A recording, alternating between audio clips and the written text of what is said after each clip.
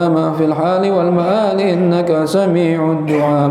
اللهم اغفر لنا ولوالدينا وأولادنا وأحبابنا ومشايخنا وإخواننا في الدين وأصحابنا ولمن أحبنا فيك ولمن أحسن إلينا ولمن له حق علينا ولجميع المؤمنين والمؤمنات والمسلمين والمسلمات يا رب العالمين.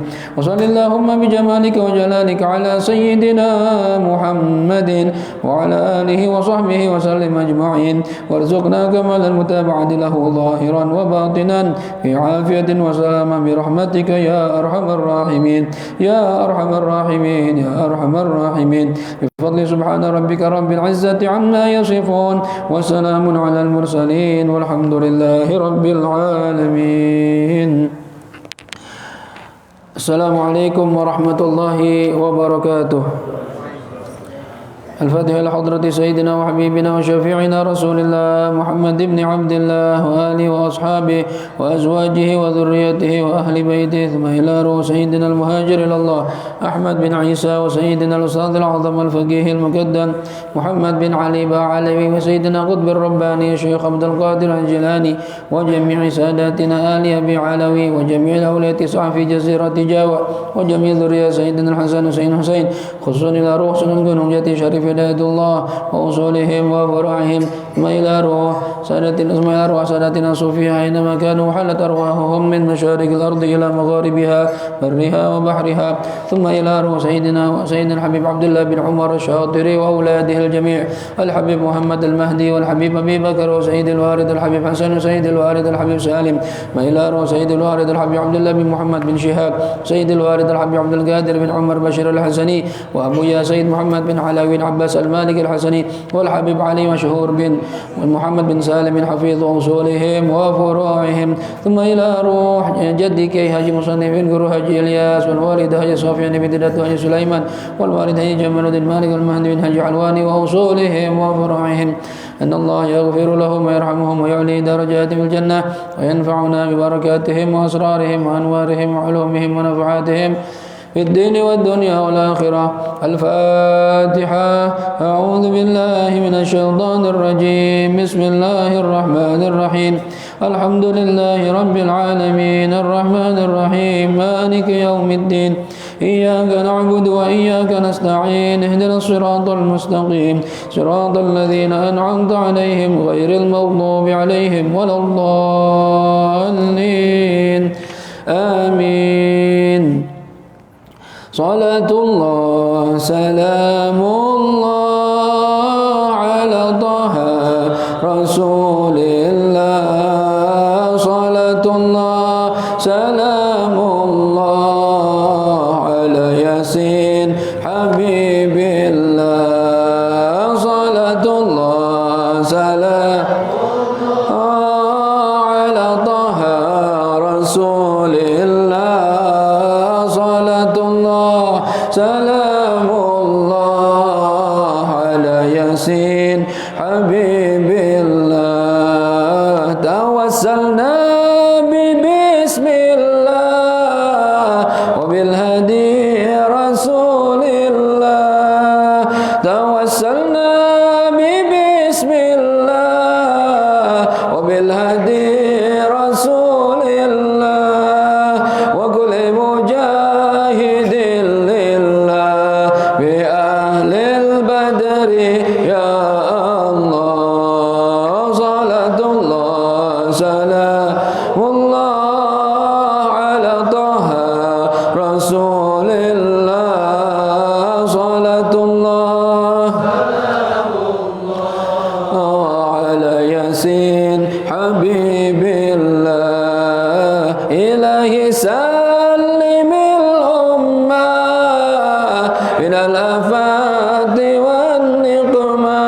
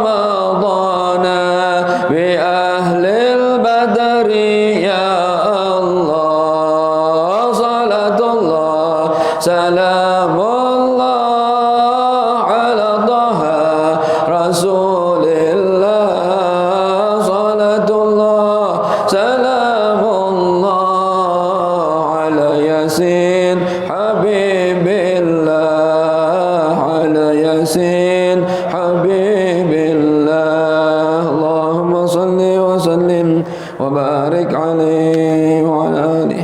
بسم الله الرحمن الرحيم. نويت التعلم والتعليم والنفع والانتفاع والإفادة والاستفادة والتذكر والتذكير والحث على التمسك بكتاب الله وسنة رسوله والدعاء إلى الهدى والدلالة إلى الخير ابتغاء وجه الله ورضاه وقربه وثوابه.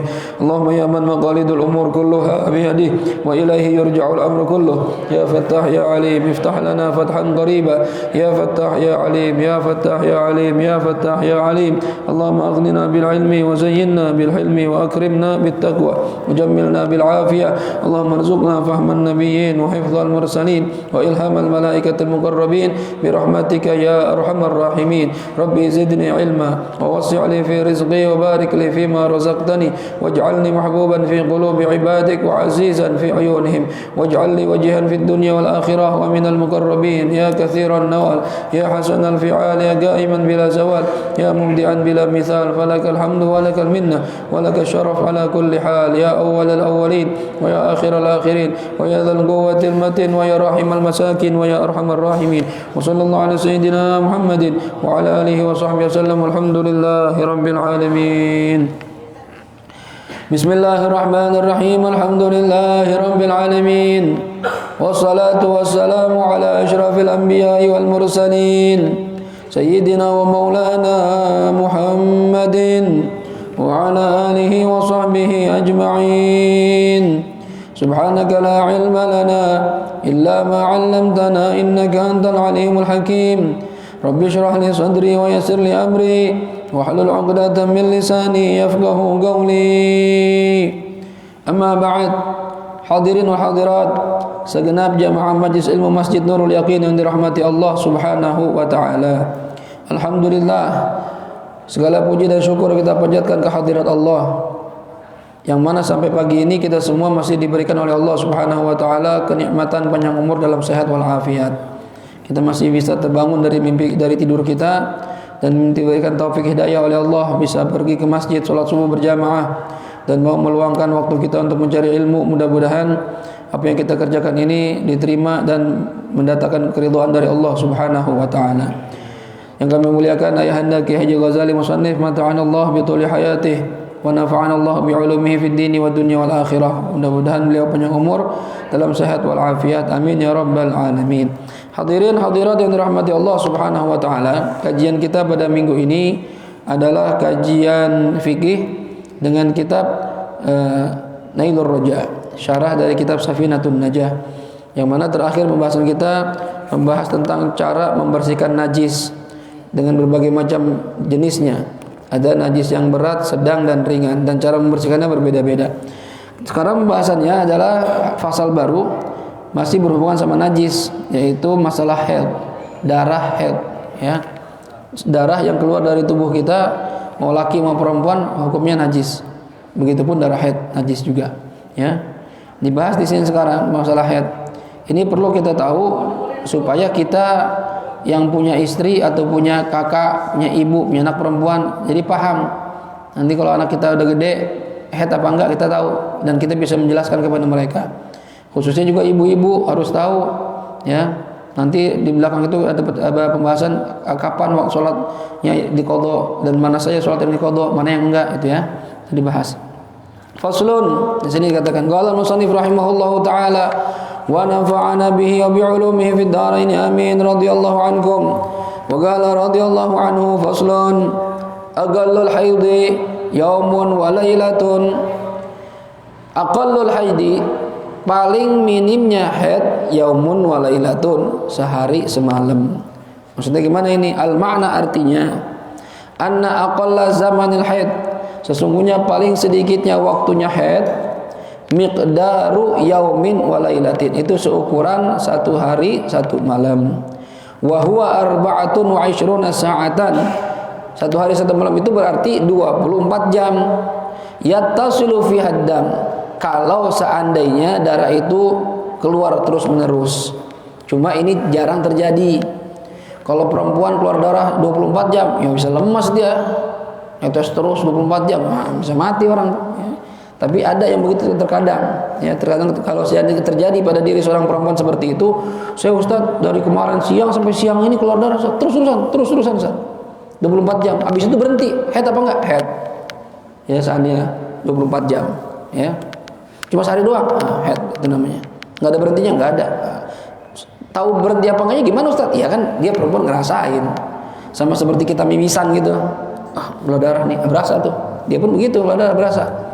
Ini tahu ini dari mana? Ya, fikih kita di mazhab Imam Syafi'i. Wa dzalika, hasil ini bistiqra'il Imam Syafi'i, dengan penelitian, ya, dari penelitian Imam Syafi'i radhiyallahu anhu, semoga Allah meridhai beliau, tatba'uhu lahu, yaitu Imam Syafi'i mengikuti masalah haid ini. Jadi beliau mensurvei. Imam Syafi'i itu luar biasa, mensurvei perempuan di daerah beliau itu, ditanyain tuh emak-emak tuh, Bu, ibu haid berapa lama? Tanya. Tanya berapa, ada berapa sampel gitu, survei, akhirnya dia ambil kesimpulan, ternyata ada perempuan yang dalam sehari semalam keluar darah full, nggak berhenti. Nah itu namanya haid. Ya, paling sedikitnya itu perempuan haid 24 jam sehari semalam. Wa kadza aktsaruhu wa ghalibu, demikian juga Imam Syafi'i bisa tahu dari mana paling lamanya haid, paling banyak dan umumnya haid berapa lama, itu dari penelitian beliau, survei beliau. Ya. Wa qad taqaddama, dan sudah lewat keterangan ta'riful haid, penjelasan tentang definisi haid fi fasli alamatil bulugh, dalam fasal tanda-tanda baligh, ya. Ini di awal udah ada tuh alamatul bulugh, tanda-tanda orang baligh. Baligh itu ya ai bulughu hadit taklif, sudah mencapai batasan seseorang terpaksa dalam hukum syariat. Jadi ada waktunya orang itu kena paksaan. Sebelum ada tanda ini berarti nggak ada paksaan. Ya, yang pertama kemarin ya di awal-awal tuh, kalau orang laki atau perempuan sudah berusia 15 tahun komariah, ya ini mau nggak mau dia sudah baligh, berarti sudah mencapai batas kena paksaan. Kalau ada anak usia 15 tahun, anak remaja 15 tahun, hitungan komariah, berarti komariah itu lebih cepat dibanding samsiah, ya. Karena dalam setahun itu perbedaannya bisa 11 hari. Kalau tahun Syamsiah Masehi itu 365 hari seperempat. Kalau Komariah kurang dari 11 hari. Jadi 354 hari kurang lebih. Jadi dia perhitungan lebih cepat. Ya. Kalau ada anak remaja usia 15 tahun Komariah, mau nggak mau dia sudah baligh atau balighah. Nah, ini ya. Yang kedua, kalau ada anak laki-laki atau perempuan usia 9 tahun, keluar dari dirinya air mani. Ya, air mani baik dengan cara yang halal ataupun haram. Dengan cara halal ataupun haram. Halal misalnya mimpi, ya, atau ya mimpi yang halal kalau masih kecil, gimana lagi caranya? Ya. Kalau yang haram ya alhamdulillah, ya dipaksa keluar. Ya, menggunakan macam-macam metodenya. Minyak urut, apa sabun, ya, terus minyak telon, ya, kayu putih, kayu putih. Kalau perempuan ya pakai timun, pakai terong, macam-macam, pakai tangan, macam-macam. Itu namanya haram. Ya, ini dihukumi sudah baligh atau balighah. Ya. Yang ketiga perempuan, khusus perempuan. Kalau ada anak perempuan usia 9 tahun, dia keluar darah haid yang memenuhi syarat, maka dia dikatakan sudah balighah. Nah, kalau sudah baligh atau balighah, maka punya catatan amal. Ya, punya catatan amal. Yang ibadah dapat pahala, yang maksiat dapat dosa. Ya. Jadi kita perhatiin tuh anak-anak kita, kalau dia sudah baligh atau balighah, habis itu dia tahu, Abi misalnya, Abi kok saya semalam mimpi, misalnya anak kita ngomong gitu, ya. Mimpi apa? Mimpi ketemu cewek cakep, ngompol. Nah, kita lihat bekasnya tuh, baunya beda, nah berarti kamu sudah gede. Nah sekarang kamu udah punya catatan sendiri, bilangin tuh. Ingat kalau kamu maksiat, kamu diazab oleh Allah. Kalau kamu rajin ibadah, kamu dijanjikan surga sama Allah. Biar dia sadar, ya. Jangan sampai anak kita haid atau keluar mani, dia nggak tahu apa-apa. Akhirnya mandi junub kagak, apa kagak, ya nggak tahu, nggak ngerti. Ajarin anak kita tuh, ya, ajarin anak kita. Baik, itu haid sudah dibahas. Apa itu haid? Arti haid itu dari segi bahasa sailan, aliran, ya. Hadal nahru, ya, sungai mengalir. Sama dengan katakan salan nahru, sungai mengalir. Artinya sama dari segi bahasa, ya. Tapi dari segi istilah, apa itu istilah fikih? Apa itu haid? Damun jibillatun yakhruju min aqsa rahimil mar'ah ala sabili sihah fi awqatin makhsusah. Yaitu darah watak perempuan. Jadi ini dikatakan darah ini khusus ada pada perempuan doang. Damun jibillah. Ya, darah watak, cuma watak itu yang dimiliki cuma perempuan doang. Laki jangan mau bilang, "Kenapa Gus kagak sholat?" Haid Ustaz. Kagak ada haid. Haid dari mana lu? Ya. Ini keluar darah mimisan, bukan haid namanya. Ya, perempuan doang yang haid. Kemudian dia keluar dari ini min aqsa rahimil mar'ah, dari bagian paling ujung rahimnya dia. Ya, jadi rahim itu vagina kemaluan perempuan ada yang bagian depan, ada yang bagian tengah, ada yang bagian ujung. Nah, rahim itu dari bagian ujung rahimnya perempuan. Ya. Dan dia terjadi dari ovum, sel telur yang tidak dibuahi. Jadi kita kan punya ya testis, biji kemaluan. Itu kan dia memproduksi sperma. Perempuan punya ovarium, dia memproduksi ovum. Ovum itu sel telur. Kalau sel telur ini tidak ada yang membuahi, tidak ada sperma yang masuk membuahi sel telur ini, maka dia akan menempel di dinding rahim. Menempel, lalu lambat laun dia akan rusak menjadi darah kotor. Nah, akhirnya udah kumpul darah kotor, ini metabolisme tubuhnya langsung bergerak sendiri, dikeluarin tuh biar tidak jadi penyakit. Nah, dan yang keluar itulah namanya darah haid, itu ya. Makanya umumnya perempuan, nggak harus, umumnya perempuan kalau dia sudah hamil, sudah masuk sperma suaminya, hamil dia, umumnya perempuan nggak haid lagi, karena ovumnya udah nggak ada, ya udah diganti dengan janin yang ada dalam perut dia. Cuma terkadang ada perempuan walaupun dia hamil dia pun haid, ada yang begitu, ya. Nah, seandainya pun terjadi, ya tetap hukumnya seperti wanita haid pada umumnya walaupun lagi hamil. Ya, nah, dia keluar ala sabili sihah, dalam kondisi sehat. Karena ada perempuan keluar darah dari kemaluannya tapi nggak sehat, yang disebut dengan darah istihadhah. Ustaz, bini saya 2 bulan keluar darah terus. Masa haid terus itu? Enggak. Itu darah penyakit namanya. Nah, ntar hukum darah penyakit sama darah haid beda. Ya, jangan disamakan walaupun sama-sama darah. Ya. Kemudian fi awqatin makhsusah, keluar darahnya tersebut di waktu-waktu khusus. Siklusnya darah haid itu, perputaran darah haid itu perempuan berbeda-beda, nggak bisa disamain antara satu dengan lain, beda-beda. Ada yang sebulan sekali, umumnya sebulan sekali, tiap bulan tuh keluar haid, umumnya yang normal. Ada yang enggak, ada yang setahun sekali baru haid. Ya, Muharram keluar haid, habis itu nggak haid lagi sampai Muharram depan. Nah, ini mantap ini, ya, begini. Cari yang begitu, jarang-jarang haidnya. Jadi kapan aja, ya, siap. Ya, kapan aja available, kata orang hotel, tersedia. Itu ya, cuma sebulan doang, ya. Ada yang siklusnya haid 2 bulan kosong haid, 2 bulan kosong haid, nggak ada yang begitu, berbeda dari perempuan, dan dia lebih ngerti kapan keluar haidnya, ya. Kadang dia udah tahu tanggalan ini biasanya 10 pertama nih saya keluar haidnya, dia udah berasa tuh, ya. Baik, ini darah haid, ya, keluar di waktu-waktu khusus. Sekarang kita membahas wa ghalibuhu sittun aw sab'un. Nah, jadi haid itu, darah haid yang keluar itu, kalau dia keluar terus, ya, tanpa henti, itu kalau selama 24 jam maka dia memenuhi darah haid. Ya, ini keluar jam 12 siang, terus tuh, terus gitu, dia berasa sampai 12 yang berikutnya, habis itu berhenti. Apa nih satu hukum darah ini? Darah haid. Ya, berarti sholat yang 5 waktu itu dalam sehari itu nggak wajib. Ya, nggak wajib dan tidak wajib diqadha, nggak boleh diqadha bahkan. Paham ya? Cuma kalau misalnya keluar darah gini, 3 jam keluar darah, berhenti sejam. Ya, 3 jam keluar darah, berhenti sejam. Nah, sampai siang 12, jam 12 siang besok berhenti. Nah, berarti kan ada jeda per 3 jam. Sejam berhenti, 3 jam, sejam berhenti, 3 jam, sejam berhenti. Nah, ini berarti kalau dikumpulin darahnya nggak nyampe 24 jam. Ya, gimana Ustaz? Haid atau bukan? Bukan haid. Karena tidak memenuhi syarat darah haid. Minimal darah haid itu sehari semalam alias 24 jam. Paham kira-kira? Ya, nanti kalau ada yang nanya, Ustaz saya, atau istri kita nanya, Bang, saya haid apa enggak ya? Gimana darahnya coba?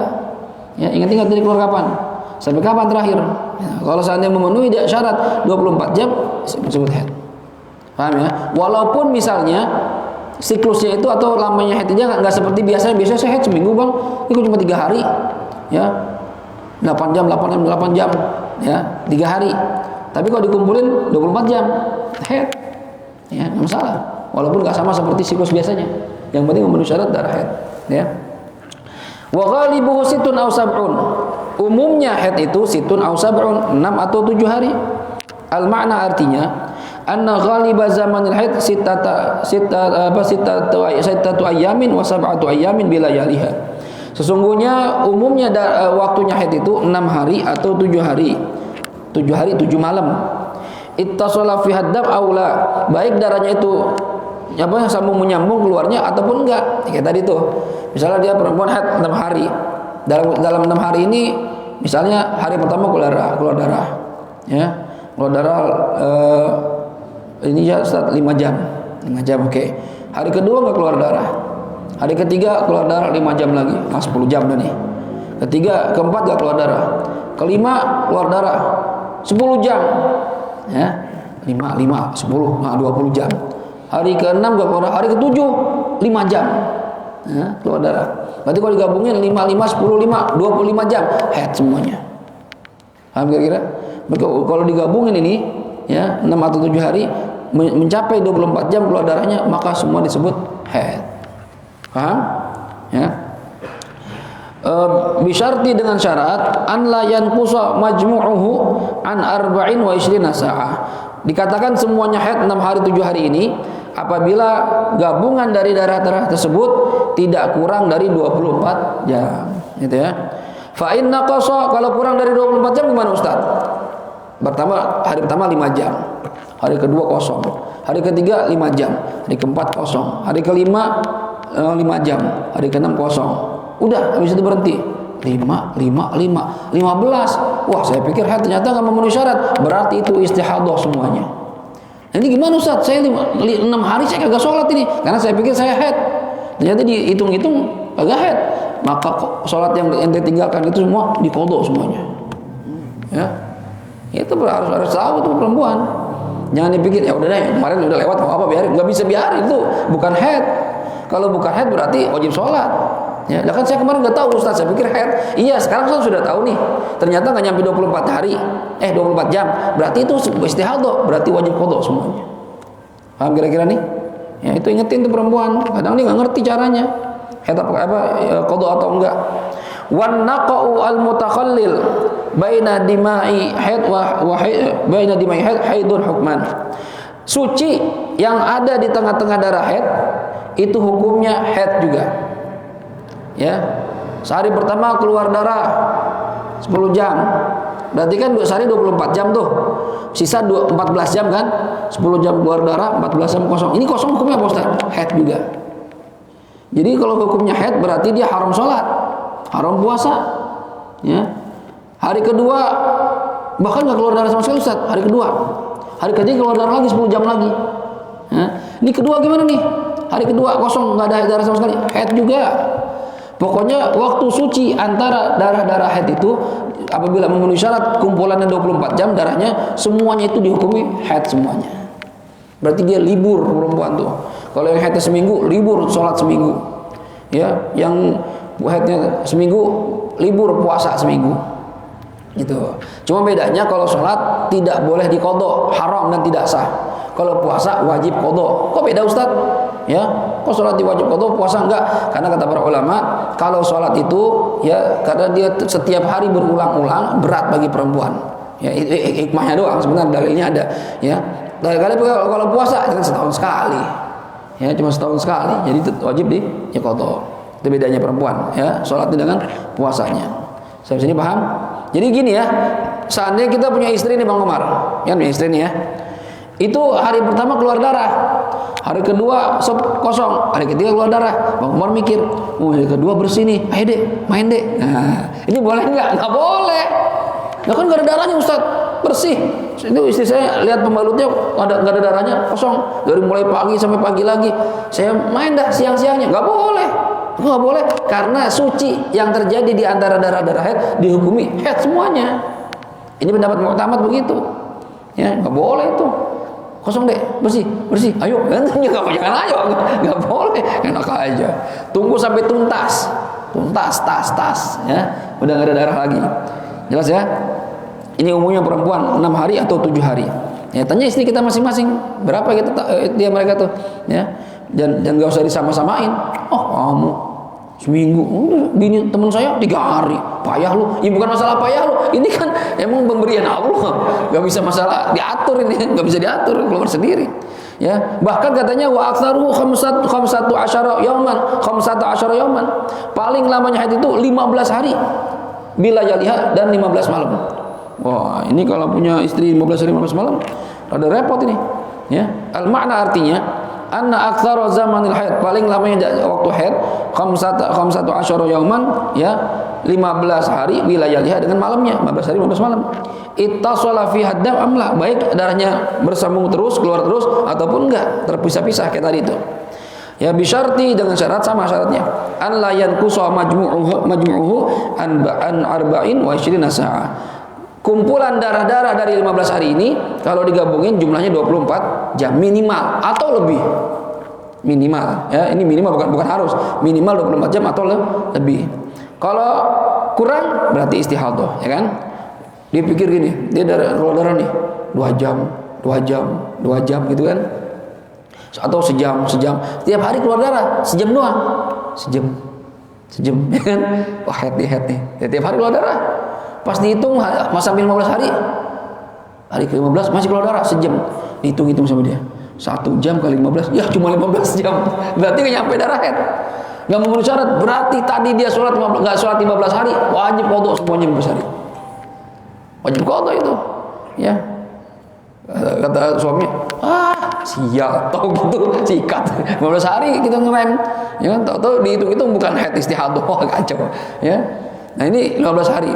Tapi kalau lebih gimana Ustaz? 16 keluar darah, 17 keluar darah. Fa in zada ala khamsa asyara, kalau lebih dari 15 hari fa zaid istihadhah. Darah yang lebih dari 15 hari itu darah penyakit, istihadhah. Ya, udah bukan haid lagi. Paham kira-kira nih? Ya, misalnya gini, dia memenuhi syarat nih, ya, per hari 2 jam, 2 kali 15 kan 30 jam, berarti memenuhi syarat. Hari ke-16 masih keluar darah juga, berarti yang 16 ini udah bukan haid lagi, istihadhah. Berarti hukumnya beda. Kalau tadi dia nggak wajib sholat, sekarang wajib sholat hari ke-16 nya, ya. Kalau tadi suaminya nggak boleh kumpul sama dia, sekarang boleh kumpul sama dia. Ada darahnya Ustaz, walaupun ada darahnya, ya. Kalau yang tinggal jijik gitu ya. Kalau yang kan bukan haid yang penting, cuma ya jember aja gitu, ya. Gimana ya, tahu rasanya gimana itu, ya. Kama anna naqis anil yaum wal laila istihadhah aidan, sebagaimana hukumnya sama. Kalau kurang dari sehari semalam kumpulan darahnya nggak nyampe 24 jam, berarti dihukumi istihadhah juga, gitu ya. Jadi perempuan harus ngerti tuh, nih darah nih haid apa bukan ya. Dia harus ingat-ingat tuh, ingat kapan pertama kali keluar. Hari apa, jam berapa, ya, berapa lama kira-kira, ya, dia harus ngitung tuh, ya.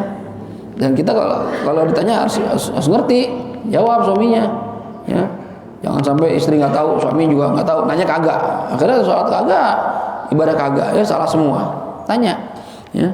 Wa'lam, dan ketahuilah, anna awwala waqtin, waktu yang paling pertama yang memungkinkan antahidha fihi mar'atu, seorang perempuan bisa haid itu kapan paling minim? Tis'u sinin, 9 tahun qamariyatan taqribiyatan, 9 tahun qamariyah kira-kira. Maksud kira-kira gimana? Fala yadurru nuqsanu ma la yasau haidan wa tuhran, maka enggak apa-apa kurang, ya, dari waktu yang cukup untuk haid dan suci. Waktu yang cukup untuk haid dan suci itu 15 hari haid, suci sehari, berarti 16 hari. Kalau ada anak perempuan usia 9 tahun kurang 16 hari keluar darah qamariyah nih, ya. Misalnya dia lahir tanggal 1 Muharram, ya, 1440. Nah, di tahun 1 Muharram di tahun 1449, ya kan? Berarti kan dia 9 tahun nih, 1 Muharram dia 9 tahun. Nah, 1 Muharram kurang 16 hari, berarti tanggal 14 Dzulhijjah, ya. Tanggal 14 Dzulhijjah kan Muharram, sebelumnya Dzulhijjah. Dikurangi 14 hari, keluar darah, udah haid juga namanya. Ya, dikurang 16 hari, maka dia keluar darah disebut darah haid kalau memenuhi syarat 24 jam. Artinya kalau misalnya dia ini tanggal 1 Muharram 9 tahun, keluar darahnya tanggal 1 Zulhijjah, sebulan sebelumnya, ya memenuhi syarat tuh 24 jam. Haid bukan? Bukan. Karena minimalnya perempuan itu keluar darah adalah usia 9 tahun kurang 16 hari. Lebih dari 16 hari bukan haid. Ya, ini punya anak perempuan harus ngerti. Kalau anak kita, "Bang, Abi ini saya berdarah." Sekarang usia berapa nih? Ingat-ingat tanggal hijriahnya berapa? Ya, diingat-ingat. Oh, udah memenuhi syarat belum nih? Kalau ternyata 9 tahun kurang 16 hari keluar darah, kurang 16 hari, kurang 15 hari, kurang 14 hari, kurang 13 hari, gitu ya. Itu keluar darah memenuhi syarat 24 jam, maka dihukumi haid. Tapi kalau lebih dari 16 hari, 9 tahun kurang 17 hari, kurang 18 hari, kurang 20 hari, itu tidak dihukumi darah haid. Paham kira-kira? Ya, misalnya gini. Kalau pakai kalender Islam ya, 1 Muharram 9 tahun berikutnya dia 9 tahun, usianya 9 tahun. Sekarang sebulan sebelum Muharram itu kan Zulhijjah. Ya, Zulhijjah. Seandainya perempuan ini, anak perempuan ini keluar darah di tanggal 1 Zulhijjah sampai tanggal 14 Zulhijjah, ya, sebulan sebelum dia ulang tahun yang ke-9, keluar darah ini dari tanggal 1 sampai tanggal 14 bukan darah haid. Ini istihadhah nih. Karena nggak memenuhi syarat. Paham? Ya. Tapi seandainya Ustaz darahnya nyambung terus Ustaz. 14 1 sampai 14 keluar darah, 15 keluar darah, 16 keluar darah, 17 keluar darah. Nah, ini yang dari mulai 15, 16, 17 sampai seterusnya kalau memenuhi syarat darah haid maka dihukumi haid. Paham kira-kira? Jadi yang pertama dihukumi istihadhah karena tidak memenuhi syarat. Tapi kalau darahnya keluar terus, ya dari mulai tanggal 15 Zulhijjah, kan 15 Zulhijjah itu berarti sebulan kurang 16 hari kalau dari Muharram, ya 15, 16, 17 itu kalau di 1 bulan 30 hari, berarti kan kalau dihitung mundur 30, 29, 28 itu sampai tanggal 15 itu 16 hari. Dari tanggal 15 darah tetap keluar, dari mulai tanggal 1 keluar nih, 1 sampai 14 tidak dihukumi haid. Masuk 15 terus keluar darah dan memenuhi syarat 1 hari 1 malam, maka dari 15 ini dihukumi haid. Kira-kira kalau dihukumi haid berarti perempuannya sudah balighah, udah wajib menutup aurat, udah wajib sholat segala macam. Kira-kira harus ngerti ya. Kalau nggak ngerti ntar bingung nih anak kita jawabnya gimana ya. Syariat itu kan memudahkan ya, tapi kalau kita seperti itu metodenya kita agak rumit juga ya. Maksudnya kita harus ngitungin haid kita hari ini berapa jam ya, besok berapa jam ya, hitung tuh. Jadi agak rumit juga gitu. Maksudnya apakah dari Rasulullah sendiri ada ini, maksudnya keluarganya misalnya yang haid, waktu haid Rasulullah bilang apa gitu ya? Begini ya, kalimat yassiru wala tu'assiru, permudah jangan persulit, itu bahasa global ya. Mudahkan, jangan disulitkan. Arti mudahkan ini dalam hal-hal yang bisa dimudahkan. Tapi dalam hal-hal yang detail ya harus mikir kayak faraid misalnya. Mudahkan, jangan dipersulit, jangan mentang-mentang dimudahkan. Udah dah, nggak usah pakai faraid dah, kita bagi sama aja. Ya nggak bisa begitu. Ya, jadi kalau memang dalam hal yang perlu perhatian khusus seperti perempuan, darah haid perempuan ini, ya harus mikir. Bahkan kalau kita ngaji kitab haid khusus, itu ngitungannya detail banget. Puyeng kepala kita itu. Padahal kita juga kagak haid, ngitung kepala kita puyeng, ya. Tapi minimal perempuan gini, ya. Pengarang kitab Fathul Mu'in, ya, Syekh Atha itu, dia nggak memasukkan haid dalam kitab beliau. Ketika ditanya kenapa nggak dimasukin, ya laki-laki nggak haid, biasanya nggak masukin. Perempuan lebih ngerti darahnya dia. Nah, perempuan itu tahu tuh. Ya, kita sih nggak usah puyeng ngitungin, dia tahu sendiri. Kira-kira kapan terakhir pertama saya keluar darah, dan itu berasa tuh.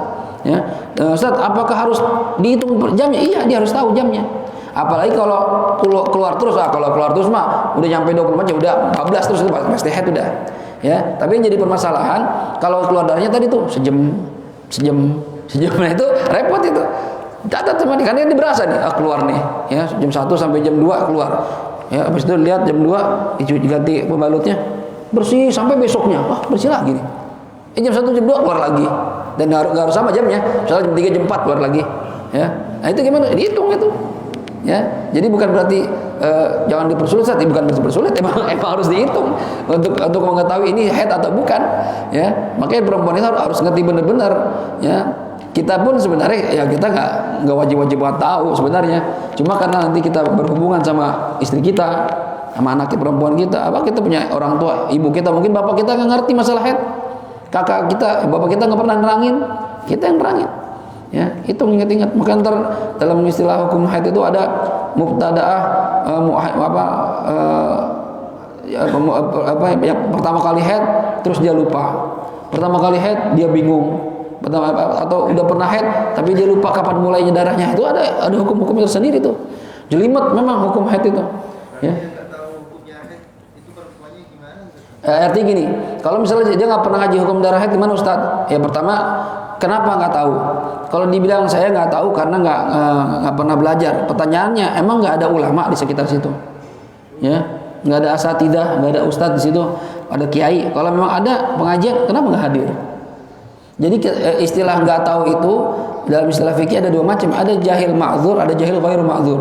Ada bodoh yang dimaafkan, ada bodoh yang tidak dimaafkan. Kalau kita tinggal di daerah kayak kita nih, jaga daerah utara nih, kiai banyak banget, ustadz banyak banget, majelis taklim banyak banget. Ya, ente tinggal milih mau ngaji di mana. Nurul Yakin seminggu full. Ya, subuh ada terus. Yang malam ada lagi. Belum musola sini, belum masjid sini, banyak pengajian. Kenapa ente nggak mau ngaji? Kalau bilangnya nggak tahu, ini nggak dimaafkan. Kenapa? Entenya yang nggak mau ngaji. Itu. Beda kalau kampung dia itu nggak ada orang alim, ngerti agama, yang bisa jelasin. Nah itu baru. Kalau saya pergi ke kampung lain, saya jauh Ustaz. Ya gimana jaraknya bisa di Bandung, jauh banget. Ini nggak punya ongkos Ustaz. Ya, saya harus cari nafkah. Nah itu dia maafkan. Memang kalau di daerah kita nggak bisa, harus ngaji itu. Ya, makanya tugas kita lah sebagai seorang suami. Ya kalau memang istri kita nggak pernah ngaji masalah itu, kita terangin. Dek, darah ingat-ingat dia kapan keluarnya, hitung kira-kira berapa jam. Tapi biasanya sih perempuan dia udah ngerti dah berapa lama udah feeling dia tuh udah lamanya lebih dari 24 jam gitu ya. Nah, pokoknya diingat-ingat dalam beberapa hari udah kalau sudah nyampe 24 jam bahkan lebih udah aman dah tuh haid udah ya. Tapi jangan sampai lewat 15 hari gitu ya. Jelas ya kira-kira kan. Jadi memang ada waktunya yang dipermudah, ada yang bukan dipersulit, enggak. Memang harus sulit. Ya. Kayak faraid, kalau kita hitung-hitungan yang nggak ngerti matematika sulit Ustaz. Ya, udah nggak usah pakai faraid dah. Yang ngitung ini berapa cara baginya? Ya, sulit, tapi karena ente nggak mau mikir. Kan kata agama jangan dipersulit. Ya, bukan masalah jangan dipersulit, ini hak orang. Ya, kapan gimana cara baginya harus dihitung gitu ya. Jadi ada waktunya dipersulit, ya. Memang kalau harus sulit ya kita usahakan. Jadi kalau memang bisa dipermudah, permudah. Gitu ya. Kayak misalnya di dalam agama ya, puasa itu harus menahan diri dari pagi, dari terbit fajar sampai terbenam matahari. Tapi dia sedang safar. Oh, kalau dipaksain puasa atau lagi perang, ya kan? Kalau dipaksain puasa lemes, Ustaz. Ya gimana? Ya niat aja dulu. Ntar begitu di tengah-tengah jalan nggak kuat, boleh batal. Permudah aja. Tapi jangan mentang-mentang dipermudah. Udah, saya dari awal nggak puasa aja dah. Ya nggak boleh begitu juga. Ya, apalagi nggak memenuhi syarat keluar dari kampungnya tidak sebelum subuh. Dia jalannya jam 7, busnya berangkat jam 8, jam 7 sarapan. Mas ngapain? Sarapan kan Ramadan. Saya kan musafir Ustaz. Lah masih di sini belum musafir. Ya, tar lewat dari batas kota musafir namanya. Dan ente jalannya itu sudah subuh. Ramadan lihat ya, yang pulang kampung. Oh banyak salah kaprah tuh. Busnya jalannya siang, dia sarapan dulu. Dengan alasan musafir. Nah, musafir itu sebelum subuh udah melewati batas kota. Jalan tuh jam 3. Dan melewati Jakarta, gerbang Jakarta, selamat datang ya di Bekasi. Nah, itu udah batas kota namanya itu. Ya. Nah, nanti masih di Jakarta sarapan. Ya, sama supir-supir sekalian saya mau safar. Baru mau safar, belum safar, Mas. Ya. Ntar kalau saya nggak kuat, ya kalau nggak kuat baru batalin jalanan. Ya. Jadi nggak boleh tuh. Ini juga orang suka salah kaprah. Ya, ribet sama saya. Ya emang begitu hukumnya, bukan ribet. Hukumnya begitu. Kalau ente kuat silahkan lanjutkan. Kalau nggak kuat jangan. Itu paham kira-kira ya. Itu.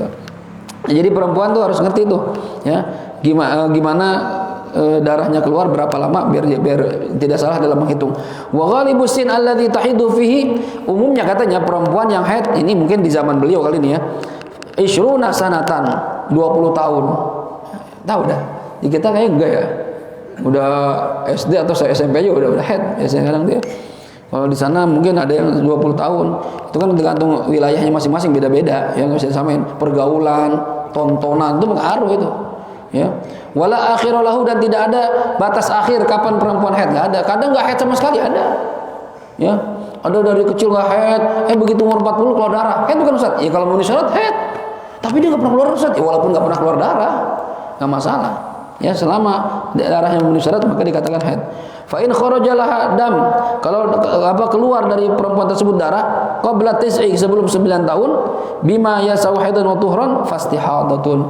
Kalau tidak memenuhi syarat umur paling minim kan 9 tahun kurang 16 hari. Ternyata 8 tahun belum keluar darah. Haid bukan Ustaz? Bukan, ini istihadah. Ya walaupun memenuhi syarat 24 jam karena umurnya belum siap. Wa hukmul istihadah, hukum istihadah gimana? Annaha la tamna'us shalah. Istihadah itu tidak mencegah kewajiban salat. Jadi tetap wajib salat. Wal shaumu dan puasa. Ya wa shauma dan puasa wa ghairahuma dan selain puasa ibadah-ibadah lain dia boleh baca Quran, boleh, pegang mushaf, boleh. Kan keluar darah Ustaz, tapi ini bukan haid. Ini istihadah sama seperti orang enggak punya haid. Mimma yamna'ul haidu, tidak sama seperti dari hal-hal yang diharamkan oleh haid. Kalau haid ada yang haram, sedangkan istihadah enggak, seperti tidak sedang haid. Fa tughassil al mustahadah farjah. Maka orang yang perempuan sedang istihadah, cara salatnya gimana Ustaz? Dicebok, dibersihin dulu darahnya itu dari kemaluannya, ya. Kemudian fatahsyuhu, ya fatahsyuhu fatu'asibuhu. Setelah dicuci, misal mau sholat nih, udah masuk asar, dia cebok, lalu habis cebok, dilap, dibersihin, disumpel, pakai kapas misalnya, kan ada kapas yang bulat-bulat sekarang tuh ya, atau kapas sendiri dibuntel-buntel, dipepetin, ya sumpel, lalu tu'asibuhu lalu diikat. Kalau zaman dulu diikat, ya. Nah kalau sekarang pakai pembalut dah. Ya, tekan pakai pembalut, udah pakai sempak, udah selesai itu. Nah, kemudian fatatawaddo maka setelah itu dia silakan berwudu dengan syarat ba'da dukhuli waktu shalah. Ini semua dikerjakan setelah masuknya waktu salat. Jangan belum masuk waktu udah siap-siap. Ini nggak boleh nih, karena dia punya penyakit, darahnya keluar terus-terusan.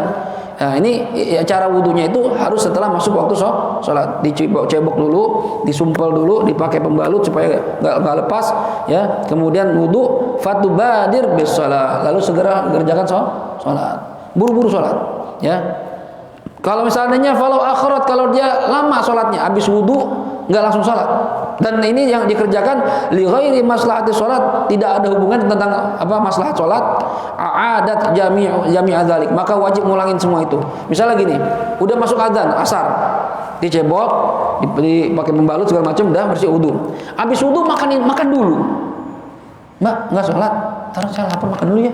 Makan dulu. Makan enggak ada hubungannya sama sholat. Ya, kalau seandainya di tengah-tengah makan darahnya keluar, terus dia pengen sholat, wajib ngulangin lagi tuh, cebok lagi, empat lagi, pembalut lagi, wudu lagi, gitu, ya. Ini karena tidak ada hubungan maslahat sholat, kecuali ada hubungan maslahat sholat. Gimana misalnya nunggu jamaah, dia udah wudu, ya selesai itu segala macam, belum qomat nih, dia nunggu, nggak sholat langsung Mbak, saya mau jamaah nih, belum qomat. Nah itu nggak apa-apa. Seandainya keluar darah di tengah-tengah itu sebelum sholat, yukfa, dimaafkan. Paham ya? Jadi dimaafkan. Tapi kalau tidak ada hubungan sama sholat, ngapain Mbak? Kok nggak langsung sholat? Saya mau nonton sinetron dulu Mas. Nggak bisa. Nonton ntar dulu, makan ntar dulu, karena nggak ada hubungan sama sholat. Ya. Wa yajibu 'alaiha tajdidu ma dzukir, dan wajib bagi dia mengulangi, ya, memperbaharui apa yang tadi disebutkan, ya, min ghuslil farji, dari membasuh kemaluannya, wa ma ba'dahu, ya, menyumpel, mengikat, likulli fardin, di setiap sholat fardu. Setiap sholat fardu ulangin. Asar begitu, masuk maghrib ulangin lagi tuh, begitu lagi. Isya begitu lagi, ya, dicebok lagi, sumber lagi, itu perempuan. Kalau dia ada darah istihadahnya. Kama yajibu 'alaiha al-wudu' li kulli fardin aidan, sebagaimana wajib mengulangi wudu setiap salat fardu bagi atas dia nih. Orang yang istihadah itu terus-menerus keluar darah, dia pengen sholat harus wudu lagi karena termasuk perkara yang membatalkan wudu keluar sesuatu dari kemaluan. Nah, sedangkan darah dia itu netes terus. Ustaz, kalau lagi sholat, di tengah-tengah sholat dia berasa keluar darah, dia udah cebok segala macam tuh, udah pakai pembalut, udah buru-buru sholat, lagi sholat berasa keluar darah nih, gimana nih? Dimaafkan, nggak masalah, dan tidak wajib ngulangin sholat. Paham kira-kira? Nah, ada pertanyaan sampai sini? Nanti pertemuan berikutnya kita bahas masalah sucinya. Ya gimana? Bagaimana kalau berzikir kalau pergi ke warung, kalau lagi ke pasar, hukumnya dosa atau enggak? Oh, orang berzikir lagi ke warung, lagi ke pasar, hukumnya gimana? Boleh, nggak masalah. Ya, zikir itu kata Allah, alladzina yadhkurunallaha qiyaman wa qu'udan wa 'ala junubihim. Ya, wa yatafakkarun fi khalqis samawati wal ard. Orang-orang yang rajin berzikir, ingat sama Allah dalam kondisi berdiri, duduk, rebahan, itu dipuji oleh Allah. Bahkan dalam ayat lain kata Allah, wadz-dzakirinallaha katsira wadz-dzakirati a'addallahu lahum maghfiratan wa ajran 'azima. Laki-laki dan perempuan yang rajin zikir pada Allah, ya dalam kondisi apapun, ya Allah janjikan maghfiratan, ampunan dari dosa-dosa, wa ajran 'azima, dan pahala yang besar. Jadi zikir di mana aja boleh, di warung, di pasar, cuma lihat tempat, lihat kondisi. Kalau tempatnya tempat yang menjijikan, ya WC, ya nggak usah zikiran di WC, makruh jatuhnya, ya. Cuma kalau tempat biasa di jalanan, kita lagi pengen pergi kerja, naik sepeda, naik motor, zikiran boleh, ya. Dan zikir itu, ya apa namanya, ada yang dengan lisan, ada yang dengan janan, dengan hati, ya. Yang baik itu menggabungkan semua tuh. Lisannya berzikir, hatinya zikir. Jangan sampai zikirnya zikirin ghafil, zikirnya orang lalai. Lisannya ngucap istighfar tapi hatinya kemana-mana. Itu nggak kurang bagus kata para ulama. Ya, walaupun di awal-awal latihan zikir memang seperti itu. Ya, memang kalau orang belum biasa nggak apa-apa dah. Sementara astagfirullah, matanya masih jelalatan misalnya, hati nggak ngikutin. Tapi ntar lambat laun terbiasa. Biasanya zikir sama hati. Jadi boleh, nggak masalah ya. Jelas kira-kira? Ada lagi? Ya. Lagi jadi imam tiba-tiba mimisan Ustaz. Bagaimana Ustaz? Ya, ini kan darah apalagi banyak. Ya, kalau banyak kan darah nggak dimaafkan. Nah, kalau nggak dimaafkan berarti kena najis batal gitu kan. Berarti dia gimana caranya? Ya keluar dari sholat. Ya, keluar dari sholat. Makanya pentingnya memilih makmum yang di belakang imam itu orang yang ngerti agama, ngerti fikih. Supaya apa? Supaya saatnya terjadi hal-hal yang membatalkan sholat dalam diri imam, itu yang di belakang langsung otomatis paham. Jadi siap, ya misalnya anak jadi imam, di belakangnya Roy paham fikih, begitu anak mimisan, anak bakal begini, Roy, kode tuh, Roy maju langsung, gitu. Batal sholat imam batal, dia bersihin dulu, ntar diulangin sholatnya, gitu. Jadi dibatalkan sama, atau misalnya kentut, ya, yang repot tuh kalau kentut lagi sujud, ya itu repot. Aduh, gimana lagi ini? Ya, gimana Ustaz? Ya lagi ngapain pun, pokoknya kalau misalnya batal imam, ya yang paling berhak itu ditunjuk yang di belakang dia. Makanya kalau ingin sholat jamaah, posisi sholatnya di saf awal, ente ukur diri, kira-kira ente termasuk orang yang ngerti fikih apa enggak. Kalau ente termasuk orang yang ngerti fikih, bolehlah di belakang imam. Cuma kalau orang nggak pernah ngaji nggak tahu apa, mau di belakang imam, itu kalau imam batal bagaimana? Bingung, Mas. Gantiin apaan lah, apaan batal semua. Jangan ngomong, lu ngomong juga ntar, ya. Jadi nggak ngerti, berantakan semua gitu. Jadi kalau mimisan darahnya banyak, batal dan wajib digantikan sama makmum. Jelas kira-kira? Ya, ya.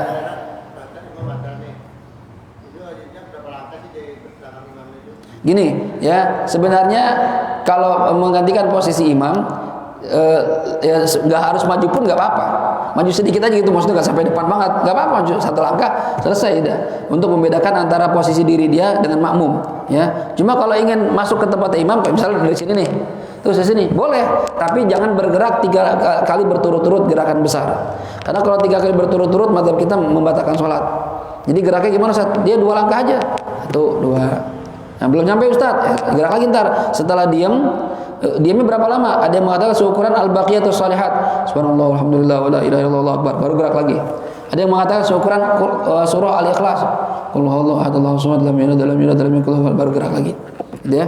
Nah, jangan bergerak tuh 2, 3 batal ntar jadi berantakan sholatnya. Ya, makanya pentingnya orang yang di belakangnya mengerti hukum fikih, itu tujuannya. Bisa menggantikan posisi imam dengan benar. Ustaz, saya kalau selang berkali-kali ribet Ustaz, saya loncat aja. Wih. Gimana tuh Ustaz? Batal. Lah kan 1 doang Ustaz. Iya, tapi 1 kan gerak semua. Pala ngikut gerak, tangan gerak, berarti semua bergerak semua. Ya, loncat itu batal walaupun sekali. Jelas kira-kira. Nah. Ya. Nggak boleh. batal itu. Makmumnya. Kalau dia jalan biasa gitu, berarti mufaroqah aja udah. Niat memisahkan diri, imam batal nih. Ya, saya bisa sendiri aja, bisa sendiri. Ya. Makanya harus ngerti fikih. Memang ada pendapat Imam Qafal bergerak banyak tuh nggak apa-apa katanya dalam sholat. Cuma ini pendapat lemah banget, nggak bisa dipakai, jangan dipakai. Ya, apalagi jadi imam. Memang nanti nanggung sholat makmum semuanya, jangan sembarangan jadi imam. Kalau nggak ada kapasitas, nggak ngerti masalah agama, jangan jadi imam. Udah fatihahnya belum bener, ya nggak ngerti fikih sama sekali, mau jadi imam. Tentang bapaknya, ya yang punya masjid, yang wakaf masjid kakeknya, mau jadi imam aja bodo amat, bisa apa enggak? Jangan. Ya, jelas kira-kira ya. Jadi harus benar-benar ngerti. Dan gini posisinya, seandainya imam batal di sini, yang di belakang nggak ngerti nih, saya tahu nih belakang, ya ini nggak pernah ngaji fikih. Roy atau Pepen di situ, nggak apa-apa, nggak harus di posisi belakang saya. Pepen maju, batal. Pepen maju, nggak apa-apa. Pepen maju. Imam ngomong itu juga nggak apa-apa. Kan udah batal dia, kan udah batal, nggak apa-apa. Iya, daripada dia nggak apa isyarat kagak paham. Dirikan ngomongnya langsung batal maju gitu, nggak apa-apa. Dan dia ngomong, iya yang penting PP-nya nggak ngomong, makmumnya nggak ngomong, yang membadalin. Kalau anak ngomong ya batal, nggak masalah, anak udah batal ya, dianya jangan ngomong. Saya ngeliat di Arab itu yang ada CCTV-nya di masjid, dia lagi pas imamin, dia suaranya berubah-ubah dulu kan. Oh iya benar-benar. Dia gini dia kodenya. Gantiin. Iya, kasih syarat. Artinya suara saya nggak keluar nih, nggak bisa terusin. Dia terusin, bisa boleh itu.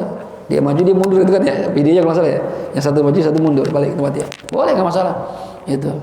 Nah itu pas banget, yang makmumnya juga hafal Quran juga lagi kan, dibaca suratnya dia hafal. Ya kalau suruh maju baca apa nih? Gak hafal.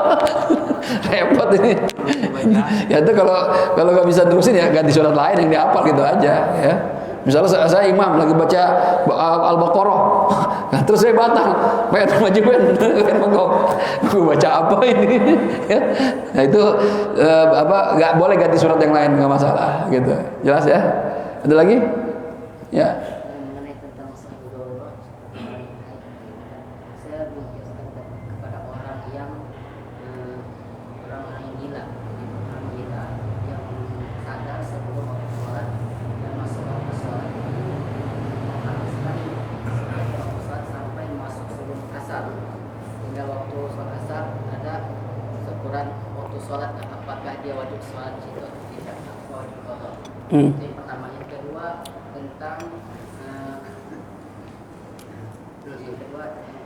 tentang pendapat para ulama tentang mengenai masa haid, minimum haid atau maksimum haid. Baik. Gini, pertanyaan pertama. Orang gila itu Ustaz, apakah sama-sama perempuan haid? Ya dikiaskan, misalnya nanti ada masalah turul mani sama zawul mani, ntar di belakang kita bahas masalah haid itu. Kalau perempuan misalnya dia ini enggak haid awalnya, terus masuk zuhur setengah jam, dia belum sholat nih, lagi masak ya, antara sholat ntar ya. Nah begitu dia selesai masak, keluar darah haid, belum sempat sholat. Padahal tadi kalau dia langsung sholat itu bisa, karena dia lagi sibuk masak buat suaminya pulang makan siang, dia nggak sempat sholat, ternyata haid. Nah, gimana Ustaz? Ini zuhur wajib diqadha. Zuhur wajib diqadha ya. Itu namanya turul mani, datangnya penghalang sebelum dia sholat.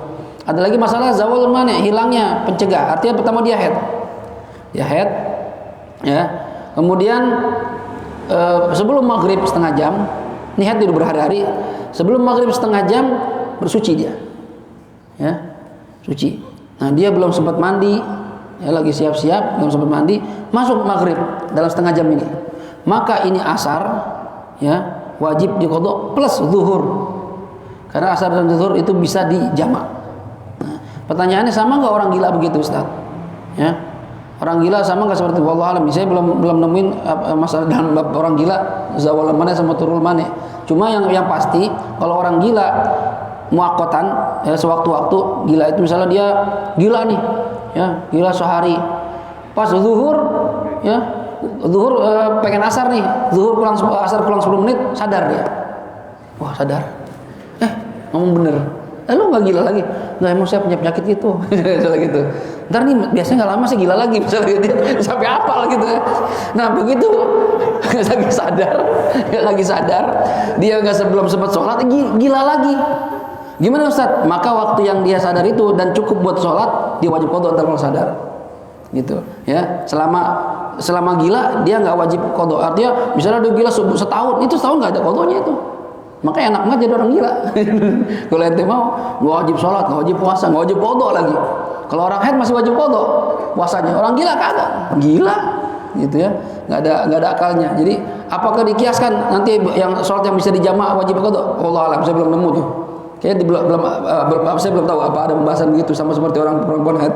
Tapi setahu saya enggak disamain, ya. Tapi apakah ada yang berpendapat dikiaskan dengan perempuan yang sedang haid? Wallahu a'lam. Kita coba cari dulu. Yang pertama, yang kedua pendapat ulama mengenai darah haid itu berbeda-beda ya, berbeda-beda. Kalau yang paling simpel itu Imam Malik kalau nggak salah, ya, atau Imam Abu Hanifah. Kalau begitu ada darah haid, nggak ada darah, udah suci gitu. Itu lebih simpel gitu ya. Ya, kalau Imam Syafi'i lebih detail, lebih jelimet masalah haid, gitu ya. Jadi kalau memang seandainya orang awam nggak ngerti, ya kita ikut pendapatnya madzhab lain lah, ya, untuk taklid sementara. Kan kata sebagian ulama mengatakan al-awam la madzhabalah. Orang awam tuh nggak punya madhab. Yang penting ada ulama yang ngebolehin, ya udahlah. Kayak sholat banyak orang awam, ya, sholat kakinya tuh sujud nggak begini, jari kakinya tuh, ya, nggak balik kiblat. Walaupun satu nggak masalah, ini nggak sama sekali begini atau begini. Bahkan ada yang diangkat kakinya lagi sholat. Ini kan nggak sah menurut pendapat mu'tamad. Ya kalau Ustaz, kalau dia dari dulu dari muda sholatnya begitu Ustaz, dari kecil Ustaz begitu sampai tua, iya masih begini aja Ustaz. Diangkat gimana tuh? Nggak sah semuanya. Kalau nggak sah semuanya, terus gimana kalau mau tobat? Qadha. Berapa tahun? 45 tahun. Sisa umur saya juga mungkin nggak sampai segitu Ustaz. 45 tahun. Nah gimana nih kalau gini? Kata para ulama, ya udahlah. Ada nggak pendapat ulama yang membolehkan? Oh, ada pendapat yang mengatakan sujud itu minimal jidat nempel. Udah, itu aja. Nah itu berarti kan ada yang membolehkan. Nah itu kita ikutin itu. Tapi setelah itu jangan diulangin lagi. Itu paham nggak kira-kira? Ya, selama awam ada ulama yang membolehkan silahkan. Cuma kalau nggak ada sama sekali ya nggak bisa dibenarkan, gitu ya. Jadi memang ada perbedaan. Yang lebih ringan itu kalau nggak salah madzhab Imam Malik, nggak jelimet, nggak simpel. Sama seperti masalah bab Fatimah, bab makanan. Imam Malik itu lebih luas, lebih mudah. Yang kita nggak boleh dia boleh, gitu. Serem gitu kalau kita itu ini boleh, monyet boleh makan, aduh serem juga. Ya, ada lagi menanya? Mati dalam keadaan gila gimana Ustaz? Mati dalam keadaan gila, ya kuburin. Hah? Tempatnya itu kata para ulama Allah yang nentuin tak, ya, karena orang gila aja kan nggak kena taklif, yang nggak kena taklif, artinya nggak kena taklif, nggak sadar gimana. Makanya sama seperti orang yang tidur masuk sholat nih, kayak kita tidur jam 3, jam 2 misalnya, jam 3 baru tidur nih, ya, pas azan subuh kita nggak denger, nggak sadar, nggak denger, udah pasang beker, tidur kebo namanya, udah beker kering, nggak denger juga, bangun jam 7, dosa nggak Ustaz? Nggak dosa. Nah kok nggak dosa Ustaz? Tadi subuh nggak sholat, karena ketika datang kewajiban dia tidak sadar, tidak memiliki kesadaran. Orang yang nggak sadar nggak ada hukumnya. Yurfa'ul qalam kan dia angkat catatan dari orang yang tidur sampai dia bangun, gila sampai dia sembuh, kan gitu. Anak kecil sampai dia balik, kata Rasulullah gitu. Nah ini orang tidur, orang gila nggak ada catatannya. Jadi gimana Ustaz? Kalau seandainya gilanya dari awal, dari sebelum balik, ya udah urusannya apa? Halhu 'ala Allah. Keputusannya dia, kondisi dia nanti Allah yang tentuin. Mau surga boleh, mau neraka boleh, terserah Allah dia yang punya. Cuma kalau dia gilanya itu karena ada masalah, awalnya kagak gila Ustaz. Ya, sehat, waras. Ya, begitu ceweknya kawin sama orang, gila Ustaz. Stres, ditinggal kawin. Nah, ini gimana Ustaz? Setelah masa gila nggak ada catatannya, tapi sebelum gila nggak ada catatan, ini yang ditimbang ntar nih. Ya, waktu masa sadarnya itu, waktu warasnya itu ada catatannya, itu ditimbang gitu. Saya jangan berharap jadi orang gila ya, karena kita awal sadar. Paham? Ada lagi mananya? Cukup? Nah, sholat sunat itu yang diharamkan cuma sholat yang tidak punya sebab, sholat sunat mutlak, atau sholat-sholat yang sebabnya belakangan. Misalnya istikharah kan pengen kawin nih, kawinnya kan belum, itu sebabnya belakangan. Sholat hajat, saya punya hajat, saya sholat sunat, hajat kan belum, itu sebabnya belakangan. Ini haram dikerjakan kapan Ustaz? Habis subuh sama habis maghrib. Habis subuh nggak boleh istikharah, nggak boleh sholat hajat, nggak boleh sholat salat safar, nggak boleh sholat sunat mutlak. Sampai kapan? Sampai terbit matahari. Ya. Dan habis terbit matahari masih nggak boleh juga tuh. Habis terbit matahari naik terus, nggak boleh lagi sampai matahari terangkat seukuran tombak ketika masuk waktu duha. Ya, habis asar nggak boleh juga. Sampai kapan? Habis sholat asar sampai terbenam matahari sampai maghrib. Selain itu bebas. Paham kira-kira? Itu aja. Ada lagi? Cukup ya. Kita tutup dengan Fatihah. Kita mohon kepada Allah Subhanahu wa taala mudah-mudahan yang kita pelajari ini bisa kita pahami dan bisa bermanfaat dalam kehidupan kita sehari-hari. Kita lebih mengenal mengenai haid dan berhati-hati dengan anak kita, istri kita, keluarga kita yang perempuan. Terangin mereka masalah haid biar mereka tidak salah dalam ibadahnya. Dan kita berharap mudah-mudahan Allah berikan kita taufik hidayah sampai akhir hayat kita mati dalam husnul khatimah. Ala hadhihi niyyah wa likulli niyatin salihah wa ila hadratin Nabi Muhammad sallallahu alaihi wa alihi wasallam. Al-Fatihah. A'udzu billahi minasy syaithanir rajim. Bismillahirrahmanirrahim. Alhamdulillahi rabbil alamin. Arrahmanir rahim. Maliki yaumiddin. Iyyaka na'budu wa iyyaka nasta'in. Ihdinas siratal mustaqim. Siratal ladzina an'amta 'alaihim ghairil maghdubi 'alaihim waladdallin. Amin. Bismillahirrahmanirrahim. Alhamdulillahi rabbil alamin.